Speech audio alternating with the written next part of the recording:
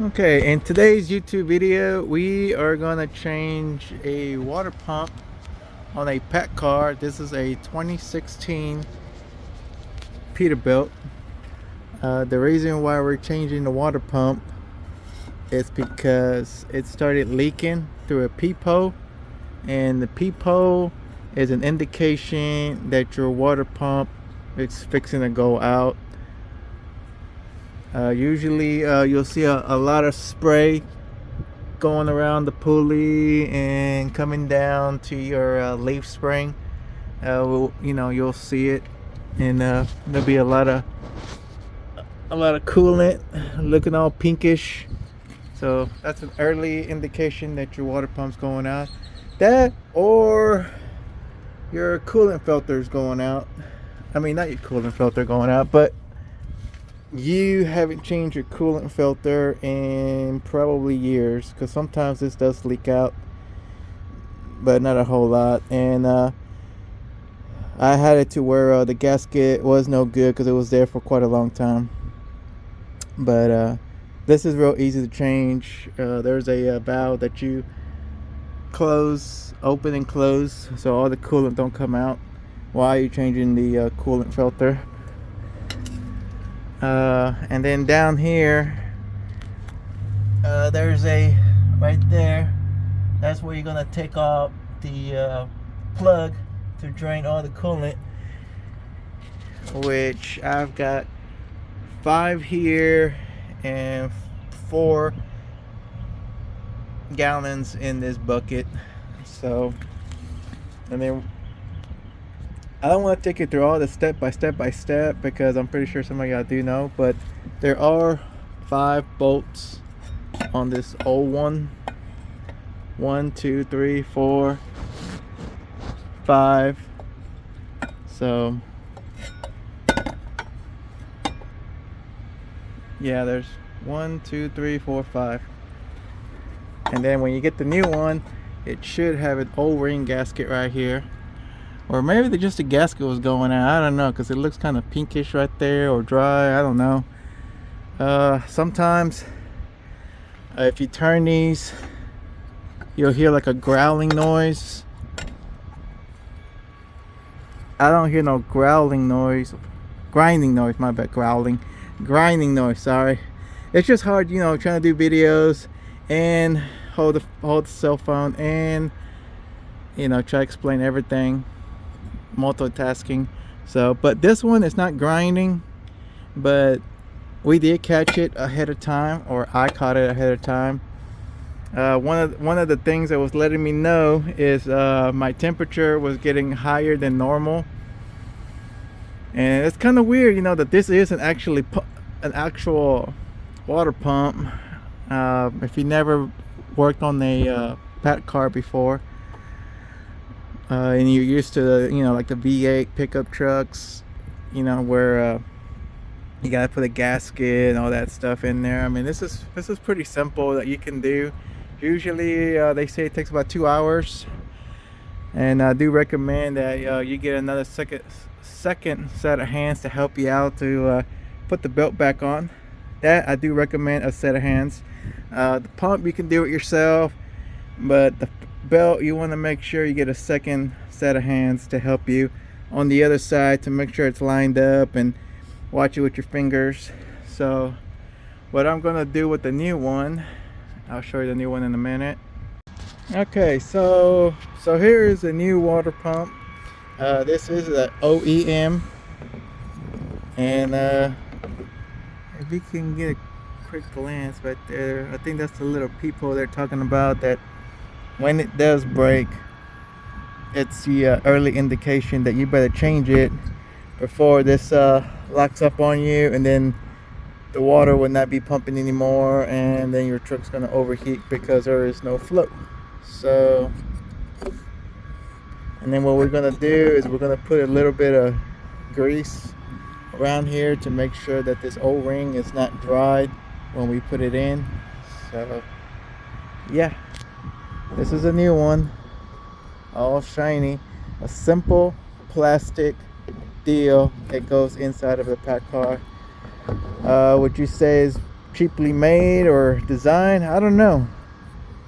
To say that it's easily replaceable, like you can do it yourself, I gotta say it's pretty good. I got 972,000 miles on this truck, so I would say it was worth the I got my money's worth out of the original one. So now we're gonna go ahead and put some grease around here just to lube it up a little bit and tighten down the bolts. And sorry if I'm not doing this step by step. I am kind of by myself, but I do have a friend of mine who's going to come by later on and help me put the fan belt back on. But until then, I'm going to do this by myself. And while you're at it, don't forget to get a new coolant filter, since we had to take the old one out just to have room.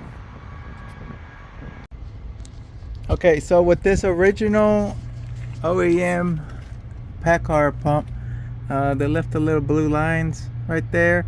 So whenever you install the pump, if it doesn't feel right going in, like if it doesn't fit like a glove, you might want to keep rotating, because one of the things I found was the way this sits. I forgot which way it sits, but yeah, I think it sits like this. Yeah, that's the way it sits. So whenever you remove it, try to remember where this goes, because I believe this goes on the that's my left, left, yeah, this goes on the left side and this goes on the right. So you just gotta make sure it fits in there pretty well. But I don't know if this is kind of like a cheat code, where if you see this little arrow, make sure it's on the right side of the engine. Maybe they'll give you a little guidance. So now that I got it in, all I have to do is tighten up the bolts, put the fan belt over it, put a new coolant filter, which it needs one. And then what I used is a multiple purpose synthetic grease, just so you know, so the gasket won't go all dry. This is rated between -45 to 450 degrees. Another thing that can probably help it out, if you don't have a certain type of multiple purpose synthetic grease, it's around the O-ring. And when I say O-ring, this O-ring right here, so it just slides in like a glove. And because when I first put it in, it didn't fit, it wasn't feel like it was going in right, but I kind of started rotating it little by little, and all of a sudden it fit in there like a glove. So all right, I'm gonna keep on tightening up the bolts, and let's do it. Okay, so now I got all 5 bolts, and the way I tighten up the bolts is I kind of did it like whenever you change a tire. If you don't know how to change a tire the proper way, is I just did it from here. I did like a star, so it can all even out. And I know the room can sometimes be a little tight, but do not rest on this. I'm not saying I broke it, but don't rest on it. It's part of your AC, so careful what you're resting on, because it could break. So now that we got all 5 bolts, 1 2 3 4 5, I tightened them all up. We can go ahead and put the belt on. Once we put the belt on, then we're gonna go ahead and put the coolant filter, and I'm gonna do it last because I want some room to make sure I can see the belt and everything's all lined up. Alright, so I managed to put the fan on myself. It wasn't really that hard, but alright, I don't know if you can hear me, but now we got it running. I took it a few laps around the yard to try to see if we can bring the coolant level down. It came down maybe about a half a gallon, but I went ahead and refilled it. The next thing I would probably recommend, just to make sure there's no airs in the bubbles, no air, no bubbles in the coolant, I'll probably recommend that you do a coolant flush just to make sure it's all good.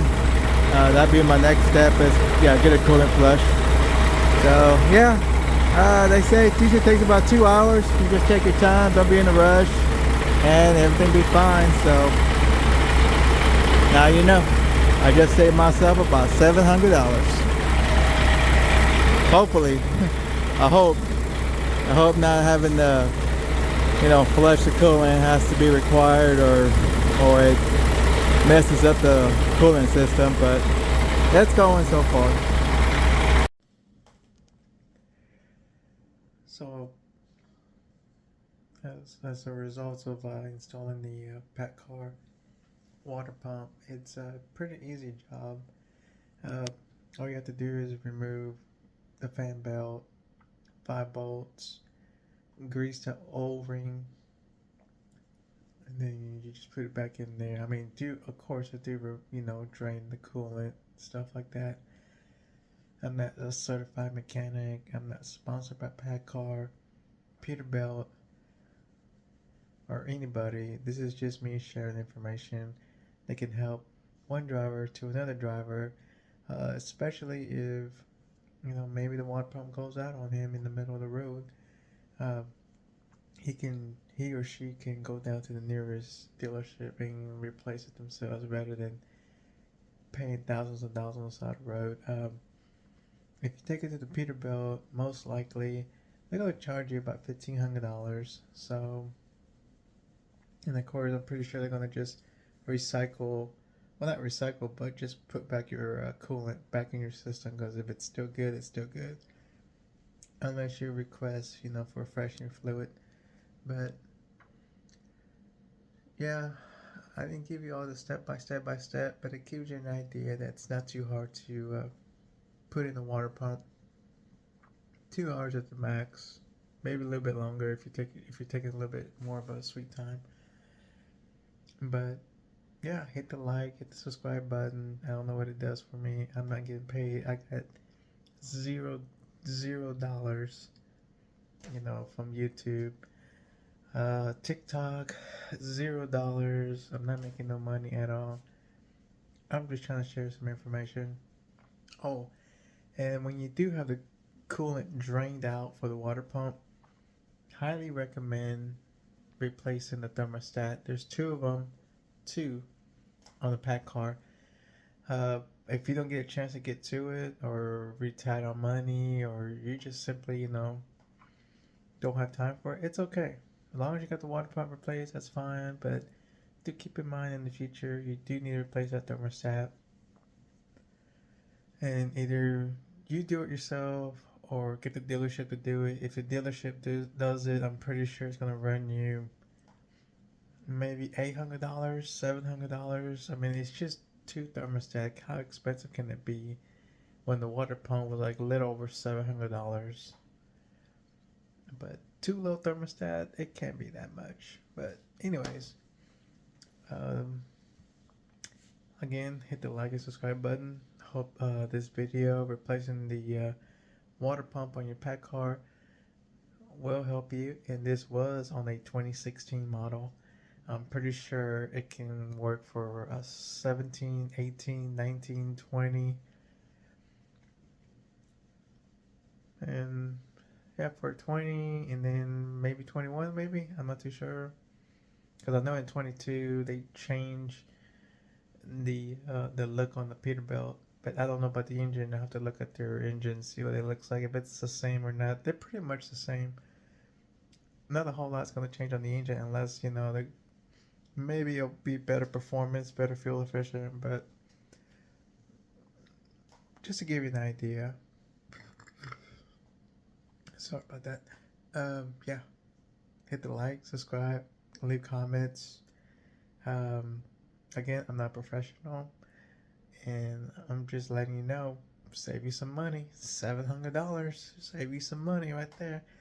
You might be able to get the pump a lot cheaper, maybe $500, maybe if you buy some other aftermarket. But I always go with the OEM paccar to ensure that my truck is going to be running perfect. I don't like to run aftermarket parts because I'm not taking no chance going thousands and thousands of miles over the road. So again, like, subscribe, comment below, and I'll see y'all on the next video.